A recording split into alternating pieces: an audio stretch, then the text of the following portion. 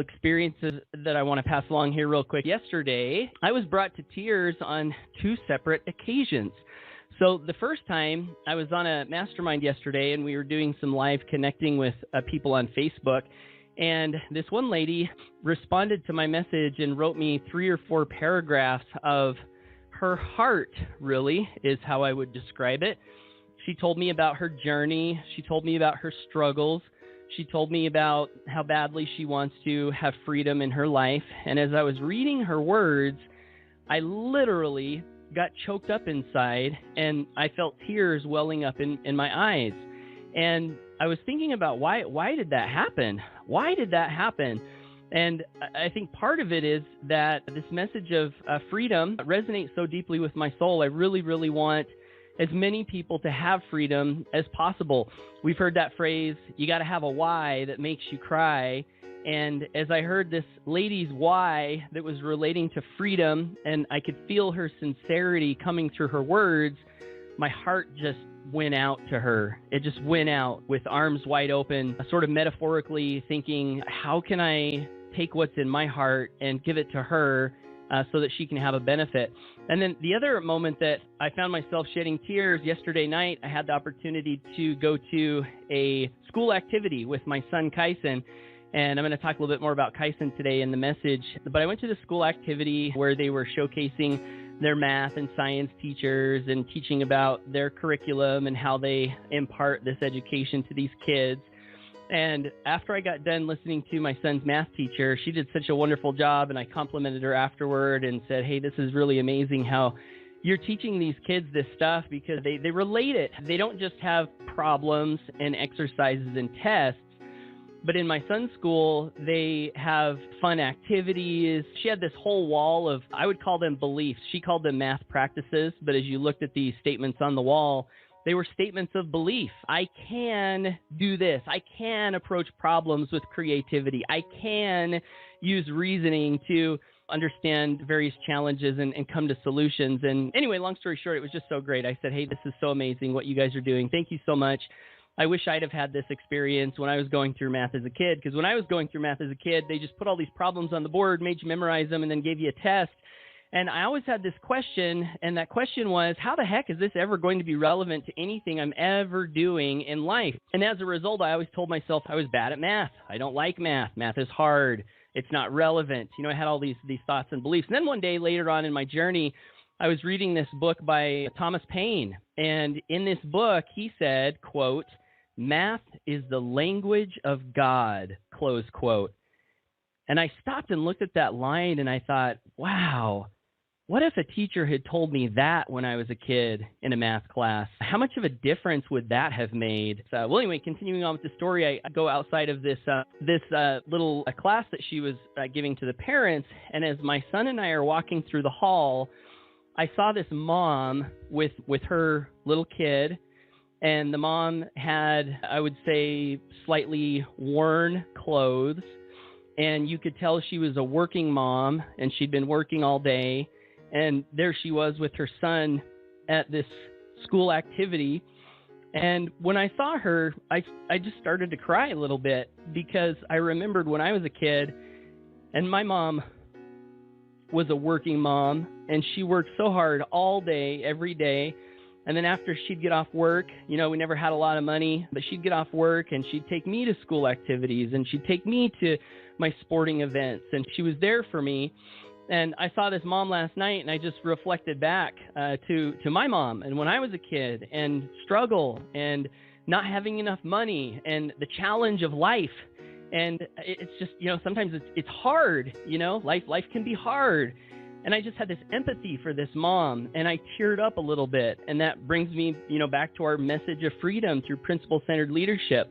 We really want to help people who are willing to learn and apply and take action over time. We really want to help to give them a doorway to a better future, a doorway out of the struggle, a doorway into the prosperity that I believe is available for so many of us if we'll just do the best that we can to take charge of our own mind and take charge of our own actions and take charge of our future and drop the excuses and focus on what we can do and learn to persist. So my son Kyson, as I mentioned earlier, a couple of days ago, he brought this thing home from school and said, hey, my friend is running for president, class president, and he wants me to run as vice president. And I said, would you like to do it? And he's like, I don't know, maybe. And he had to write this campaign speech and all this stuff, fill out this big application. Well, the time came and he decided he wasn't going to do it, so he didn't turn in the slip. And yesterday, I picked him up from school, and he got into my truck, and he said, hey, Dad, guess what? I said, what? He said, there was only one person that ran for president, which is my friend, so he got it. And then they didn't have anyone to fill the vice president. And so the teachers all recommended me, and I went ahead and accepted the position. And I said, wow, congratulations. So you got vice president, even though you didn't strive for it. And he said, yeah, I did. And I said, you know what, Kyson? A lot of times in life, if you are just the best person you can be, and you strive to go the extra mile and serve people and have a pleasing personality and just always be helpful and useful, you will attract good things to you, even though you might not even be going for them. And this is a perfect example of how your teachers had such high regard of you that they volunteered you to fill this position of vice president. And I looked over to Kyson and I said, I'm proud of you, son. And he said, thanks, Dad. Jim Rohn one time said, you get the good things in life because of who you are, who you've become. An attractive character, a strong character, has a magnetic aspect to it. The second thing I wanted to pass along real quick is a marketing communication lesson. Earlier this week, I purchased some products from a well-known marketer, and he had this lesson in there. And please don't be triggered. When I say this name, I'll say that in advance because I know some people are triggered whenever various polarizing figures are mentioned. But this is instructive, and it's also instructive for the lesson that we're going to go through today. So in this course I bought, he had this lesson called How Trump Hypnotized America. Now, this is neither pro-Trump or against Trump. I want to make that statement. This is a marketing and a communication lesson. And inside the video, what the guru was teaching was that when Trump used the slogan, "Make America Great Again," he said that was a brilliant line because of its marketing prowess. He said in the statement, "Make America Great Again," are implied different meanings that people catch unconsciously that are not specifically stated in the words. I had a mentor one time that taught me a great lesson on communication. He said, the meaning of your communication is not the words that you say, but the effect that it has on people.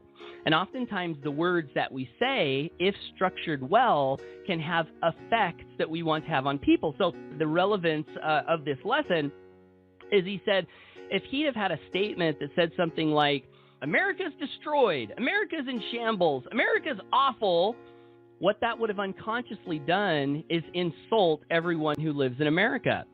And so instead, he used a positive statement that said, make America great again. And inside that statement, it had these presuppositions of America was once great, but it's not great anymore, without actually saying that, right? And it's a positive statement.